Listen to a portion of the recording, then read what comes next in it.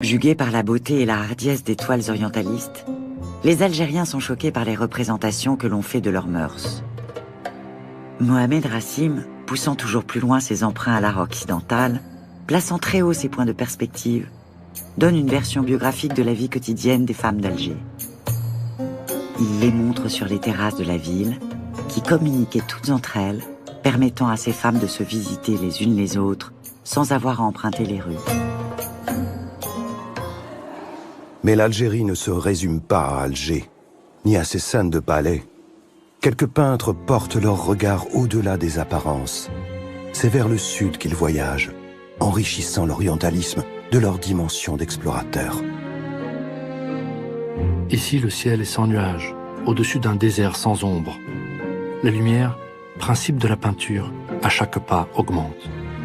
L'ombre est transparente et légère. Pays solitaire et vide, où la nuit vient comme un évanouissement. La paix du désert est entrée dans mon âme.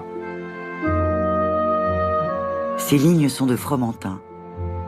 Peintre amoureux du désert, échoué depuis le Louvre dans un exil de sable, il a ressenti l'âme arabe et la cesse du désert, jusqu'à écrire encore. L'art est dans la simplicité. L'art, c'est le dépouillement. D'autres orientalistes, comme Étienne Dinet, aiment tant le pays, son peuple et ses valeurs, qu'ils militent pour l'égalité des droits entre Algériens et colons. Quand il se convertit à l'islam, Dinet rêve d'une entente franco-musulmane.